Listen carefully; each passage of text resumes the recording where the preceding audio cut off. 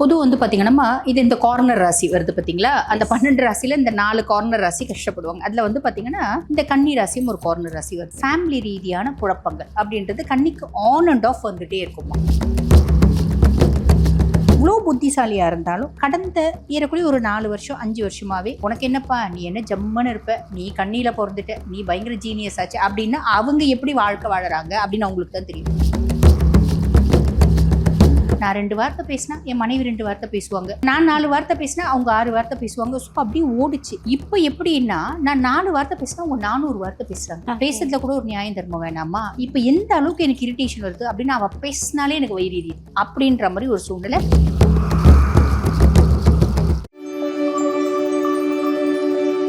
பொதுவா வந்து பாத்தீங்கன்னா, இது இந்த கார்னர் ராசி வருது பாத்தீங்களா? அந்த 12 ராசியில இந்த 4 கார்னர் ராசி கஷ்டப்படுவாங்க. அதுல வந்து பாத்தீங்கன்னா, இந்த கன்னி ராசியும் ஒரு கார்னர் ராசி வருது. ஃபேமிலி ரீதியான குழப்பங்கள் அப்படின்றது கன்னிக்கு ஆன் அண்ட் ஆஃப் வந்துட்டே இருக்குமா. ஏதோ ஒரு விதத்துல அதுக்கும் மேல சுக்கிரன் நீச்சமடையக்கூடிய ராசி, புதன் உச்சமடையக்கூடிய ராசியா இருந்தாலும் சுக்கிரன் நீச்சமடையக்கூடிய ராசி அப்படின்றதுனால உறவுகளால் ஒரு விதமான குழப்பம் அப்படின்றது ஆன் அண்ட் ஆஃப் இருக்கும். ஸோ அப்படிப்பட்ட கன்னிராசி அன்பர்கள் பொதுவாக வந்து பாருங்க, நாங்கள்லாம் என்ன சொல்லுவோம், கன்னி அதி புத்திசாலிகள், அதி மேதாவிகள். ஒரு விஷயத்தை கொடுத்தோம் அப்படின்னா அந்த விஷயத்தினோட நதி மூலம் ரிஷி மூலம் ஆராய்ச்சி அதனோட சினாரியோவை கொண்டு வருவாங்க கண்ணு முன்னாடி. அந்த அளவுக்கு ஜீனியஸ் பீப்புள்ஸ். நச நச நசன்னு பேச மாட்டாங்க, பேசினா நாளே வார்த்தை நச்சு நங்கூரம் போட்ட மாதிரி பேசுவாங்க இப்படிப்பட்ட பர்சன்ஸ். பட் இவங்க வந்து பார்த்தீங்கன்னா இவ்வளோ புத்திசாலியாக இருந்தாலும் கடந்த ஏறக்குறைய ஒரு 4 வருஷம் 5 வருஷமாவே உனக்கு என்னப்பா நீ என்ன ஜம்முன்னு இருப்ப, நீ கண்ணியில பிறந்துட்ட, நீ பயங்கர ஜீனியஸ் ஆச்சு அப்படின்னு அவங்க எப்படி வாழ்க்கை வாழறாங்க அப்படின்னு அவங்களுக்கு தான் தெரியும். ஒரு நாள் என்ன மாதிரி வாழ்க்கை வாழ்ந்து பாருங்க அப்படின்ற மாதிரிதான் இந்த ரகுவரன் சார் சொல்லுவார் பார்த்தீங்களா, அந்த மாதிரிதான் கன்னி சொல்லும், நிறைய கன்னி அப்படின்லாம். ரீசன் என்ன அப்படின்னா, அதுவும் முக்கியமா இப்ப சனி பகவான் கண்டக சனியா வந்ததுல இருந்து நிறைய கன்னிராசி அன்பர்கள் சந்திச்ச 3 முக்கியமான பிரச்சனைகள் அப்படின்றது இருக்கு. ஒண்ணு, நான் வந்து கண்ணியில பிறந்திருக்கேன், அப்ப டிரைவிங் கத்துக்கிறேன் அப்படின் போது எஃபிகசியை ஓட்ட கத்துவேன். ஏன்னா புதன் உச்சம், எனக்கு எல்லாமே வந்து பாத்தீங்கன்னா இன்டெப்த் ஆஃப் நாலேஜ் அப்படின்றது இருக்கும். நான் பாட்டன் சிவனே நல்லபடியா சூப்பரா வண்டி ஓட்டின்னு போயிட்டே இருந்தேன். 2 வீலர் ஓட்டிட்டு போறேன். நடுவுல வந்து பாருங்கம்மா, நான் பாட்டன் சூப்பரா வண்டி ஓட்டிட்டு போறேன். நடுவுல நான் எங்கிருந்து ஓடி வந்துச்சுன்னு தெரியல, கிடுகிடுன்னு ஓடி வந்துச்சு. வண்டி எடுத்து மோதி, நாய் விழுந்து, நாய் மேல வண்டி விழுந்து, நான் விழுந்து, நாய் அப்புறம் பார்த்தா குடுகுடுன்னு ஓடுது. வண்டிக்கு ஏகப்பட்ட செலவு. அதுக்கு மேல எனக்கு செலவு ஜாஸ்தியா போச்சு. இந்த முட்டி வந்து பாத்தீங்கன்னா முட்டி கீழே அடிபட்டு கால் எலும்பு ஃப்ராக்சர் ஆகி ராடு வச்சுருக்கேன் இப்படின்னு சொல்லக்கூடிய அமைப்பு நிறைய பேருக்கு இருந்துச்சு. நிறைய பேர் இந்த விஷயத்த சொன்னாங்க. அன்எக்ஸ்பெக்டட் ஆக்சிடென்ட்னாலே அன்எக்ஸ்பெக்டட் தான். அன்எக்ஸ்பெக்டட் எக்ஸ்பென்சஸ் அப்படின்ற மாதிரி வந்துச்சு. 2வது, இது வரைக்கும் எனக்கு எந்த ஆரோக்கிய குறைபாடுகளும் இல்லைங்க. திடீர்னு பயங்கரமா தலைவலிச்சிச்சு, முடியல. நானும் மாத்திரை போட்டு, நிறைய பேர் வந்து பாத்தீங்கன்னா இந்த மாத்திரை சாப்பிட்றாங்களே டோலோஃபர் அந்த மாதிரி பெயின் கில்லர்ஸ்லாம் எடுத்த கண்ட்ரோலே வரல. சரி ரொம்ப முடியலையே அப்படின்னு சொல்லிட்டு வலிக்குதேன்னு துடிக்க ஆரம்பிச்சேன். ஃப்ரெண்ட்ஸ் சொன்னாங்க, சரி வாடா பக்கத்துல ஹாஸ்பிட்டல் போகலாம் அப்படின்னு. நாங்கள் ஹாஸ்பிட்டலில் போய் பிபி பார்த்தா பிபி ஏறக்குறைய 200 வந்துருச்சு. ஷூட்டப் ஆயிடுச்சு. டாக்டர் சொன்னார், என்னங்க இவ்வளோ பிபி, கிட்னியே 180 வரைக்கும் தாங்க தாங்கும், ரீனல் த்ரெஷ்ஹோல்ட் அவ்வளோதான், 180 தாங்க தாங்க, உங்களுக்கு என்ன 200 வந்துருச்சு, இருங்க உங்களை மானிட்டர் பண்ணும், 3 நாள் ஹாஸ்பிட்டல் இருங்க அப்படின்னு வச்சு எனக்கு ஒரு பெரிய பில்லை போட்டு அமிச்சிட்டாரு. இல்லைன்னா அது கை கால் விழுந்திருக்கும், அது வேற. ஏன்னா அதிகப்படியான பிபி வந்து பாத்தீங்கன்னா அந்த மூளைக்கு போற ரத்த குழாய்கள் வெடிச்சுடும். அதனால கை மட்டும் விழுந்துட்டுறது, கால் மட்டும் விழுந்துட்டுறது, இந்த மாதிரி அது பெரிய கண்டத்துல இருந்து தப்பிச்சேன். எப்படி சொல்ற கண்ணி உண்டு.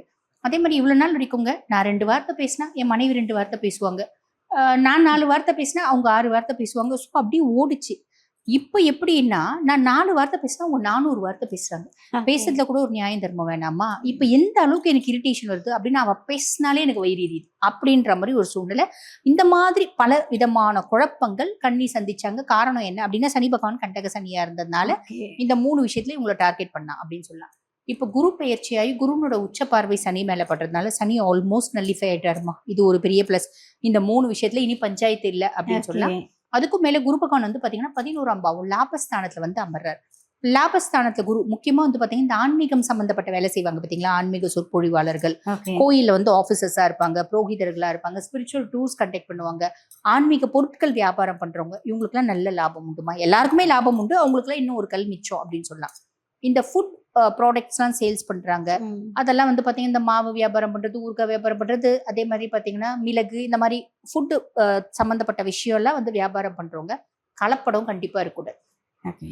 சிம்பிளா பால் வியாபாரம் பண்றவங்க தண்ணி கம்மியா ஊத்து சாமி, நிறைய ஊத்துனீங்கன்னா பெருசா லாபம் நீ எடுக்கலன்னு நினைப்ப, ஆனா பெரிய லெவல்ல அப்லிஃப்ட்மெண்ட் இருக்க மாட்டேன்.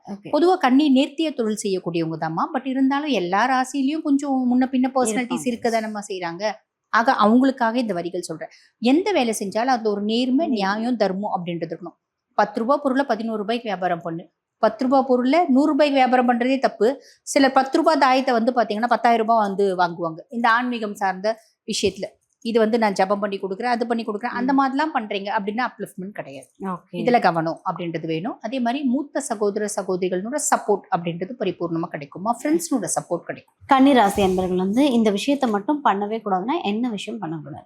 ஓவரா தைரியம், ஓவர் கான்ஃபிடென்ட் அப்படின்றது வரும். ராகு 6ஆம் பாவத்துல இருக்காமா, ரொம்ப சிம்பிளா சொல்லணும் அப்படின்னா, இப்ப நம்ம வந்து வீட்டுல இருக்கோம் அப்படின்னு வச்சுக்கோங்களேன், வண்டி ரோட்ல நிக்கிறோம். இந்த பக்கத்து வீடு எதிர் வீட்டுல எப்பயுமே பஞ்சாயத்து தானே, யார் நல்லா இருந்தாலும் யாருக்கும் பிடிக்காது. நம்ம வண்டி ரோட்ல இருந்து ரோட்ல எதுக்கு எடுக்கிறீங்க, இங்க அசோசியேஷன்ல இருந்து 4 பேர் வருவாங்க, இங்க ரோட்ல எதுக்கு நிக்கிறீங்க, எங்களுக்கு அசோசியேஷனே கிடையாதுங்க எங்க தெருல, பட் எங்க பக்கத்து வீட்டுக்காரன் தான் பெரிய பஞ்சாயத்து மேன், அவங்க நேரா வரா, எதுக்கு ரோட்ல நிக்கிறேன், எனக்கு டிஸ்டர்பா இருக்கு, அவன் சண்டை போட்டான்னு வச்சுக்கோங்க, நம்ம திரும்பி வழியே சண்டை போடக்கூடாது.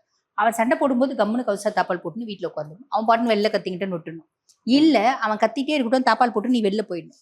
ஒரு நாள் கத்துவான் வெளில போ, 2வது நாள் கத்துவான் வெளில போ, தொடர்ந்து ஒரு 50 நாள் கத்துறான். 50 நாள் நீ வெளில போனா 51 நாள் அவன் கத்துவானா, இவன் நம்ம என்ன பேசினாலும் அவன் பாட்டு தாப்பால் போட்டுன்னு போயிட்டே இருக்கா அப்படின்னு அவன் அடங்கிடுவான்ல.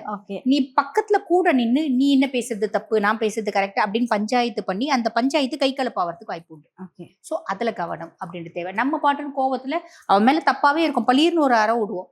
அவன் திருப்பி கோவத்துல ஊர்ல இருந்து 4 பேரை கூட்டிட்டு வந்து, அவனே ரவுடி பையனா இருக்கா, அவன் 4 பேரை கூட்டிட்டு வந்து நம்மள 4 அறை விடுவான். இன்னத்துக்கு நம்மளுக்கு டீசென்டான குடும்பத்துல பிறந்து நம்மளுக்கு என்னத்துக்கு கது புட்டின்னு போயினே இந்த ரொம்ப டீசென்ட், ரொம்ப குவைட்டா இருந்தா ரொம்ப சேஃப், நல்லது. இந்த விதத்துல கவனம்.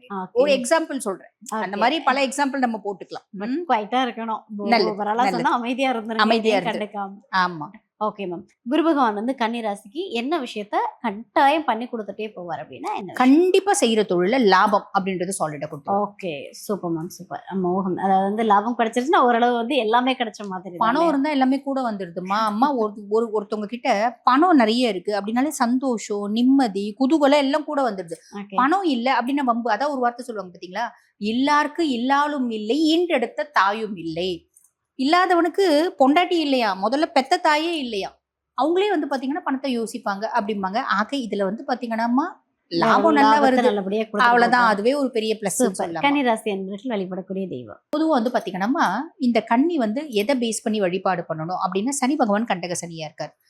குருனோட பார்வை வந்து பாத்தீங்கன்னா நடுவுல குரு பகவான் அதிசாரமா பயிற்சி ஆகும் போது சனி மேல இருந்து குருனோட பார்வை அகலும் விலகும் அப்படின்னு சொல்லலாம். அப்ப அந்த காலகட்டத்தில் சனி திருப்பி கண்டங்களை கொடுக்க ஆரம்பிப்பார். அப்ப சனி கண்டங்களை கொடுக்காம இருக்கணும். நான் கன்னி ராசியில பிறந்திருக்கேன், யாரை வழிபாடு பண்ணணும், பெருமாளை தான் வழிபாடு பண்ணணும்.